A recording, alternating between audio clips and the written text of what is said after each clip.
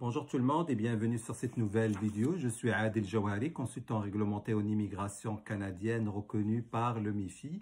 Donc aujourd'hui, je vais continuer à vous présenter un peu les programmes québécois d'immigration. La dernière vidéo, on a parlé du programme entrepreneur dans le volet 1, entreprise innovante. Aujourd'hui, on va discuter du volet 2 du programme d'entrepreneur et qui est le démarrage d'entreprise.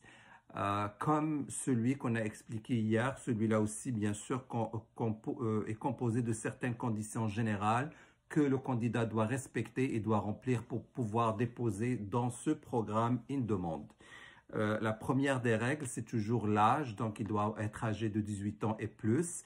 La scolarité, il doit avoir un minimum l'équivalent d'un diplôme d'études secondaires si ces études ont été faites à l'extérieur du Québec. S'ils ont été faites au Québec, ben, ça doit être un diplôme d'études secondaires. Le niveau de connaissance du français, on parle aussi du niveau 7 et plus dans les 4 composantes des tests de langue de français. La capacité d'autonomie financière, donc toujours le candidat dans ce programme démarrage d'entreprise va signer ce qu'on appelle un engagement de 3 mois, suivant lequel il s'engage à subvenir à ses besoins et à ceux de sa famille et des personnes à sa charge qui l'accompagnent pendant les 3 premiers mois de son arrivée. Si on fait un peu référence au contrat d'autonomie financière, on regarde le barème mis en place. On parle par exemple d'un couple de 2 personnes, donc 2 adultes. C'est un engagement d'avoir un minimum de 5 529 $ canadiens comme engagement de 3 mois. Donc, le client ou le candidat doit vraiment confirmer qu'il dispose de ces fonds-là pour subvenir à ses besoins pendant les 3 premiers mois. Si c'est par exemple, c'est un adulte avec 3 enfants de moins de 18 ans, ben, suivant le barème, c'est 6 371 $ canadiens que le candidat doit s'engager à avoir pour subvenir à ses besoins pendant les 3 premiers mois.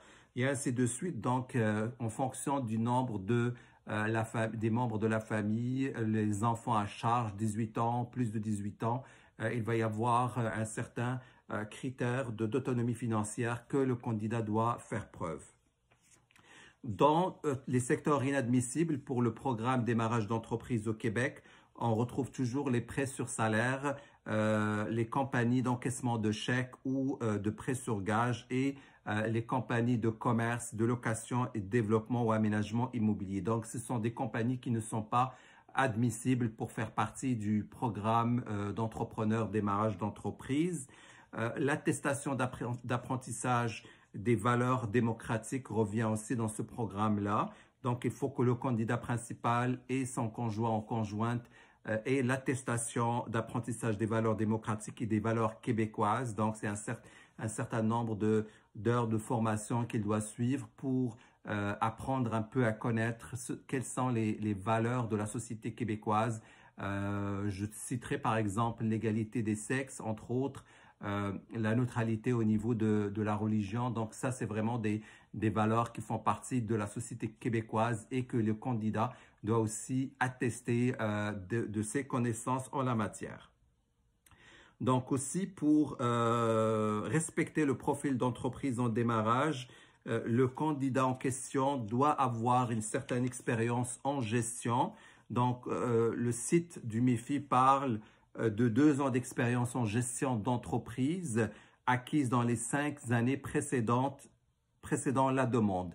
L'expérience en gestion ne doit pas bien sûr être dans les compagnies ou dans les types de compagnies qui sont inadmissibles au programme.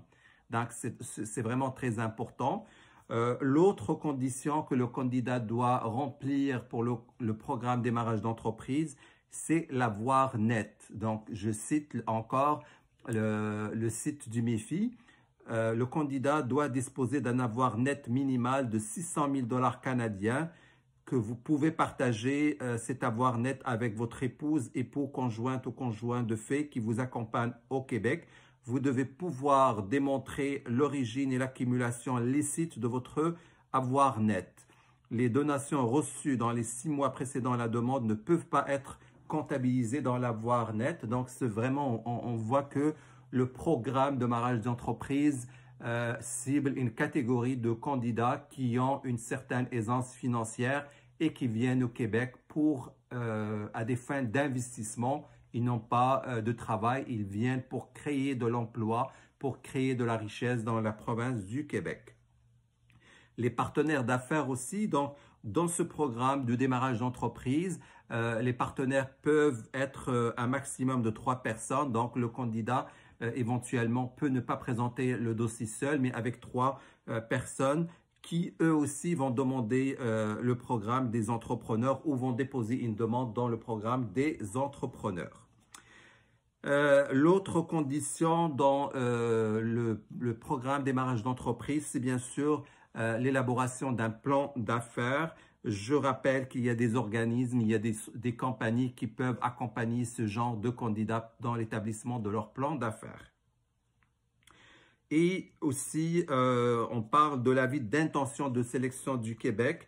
Si vous répondez à l'ensemble des critères qu'on vient de citer, à l'ensemble des critères de sélection et aux conditions aussi spécifiques du profil, vous recevez ce qu'on appelle un avis d'intention de sélection.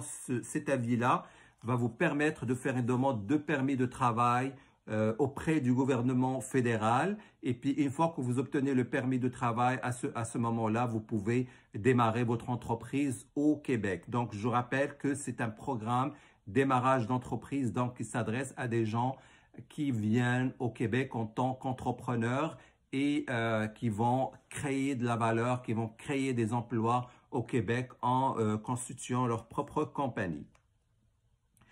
Donc, c'est vraiment, ce sont là les grandes conditions de ce programme-là. Il faut aussi noter que le candidat, il a 2 ans après avoir obtenu un permis de travail du fédéral pour justement créer sa compagnie au Québec. Cette entreprise doit être immatriculée depuis au moins 1 an au moment où vous enverrez la documentation pour justifier son démarrage. Donc, le Québec vous donne une intention de sélection, vous demandez un permis de travail au fédéral et par la suite, vous allez pouvoir démarrer cette entreprise-là. Une fois l'entreprise est démarrée, vous allez pouvoir demander le certificat de sélection du Québec dans le cadre du programme démarrage d'entreprise.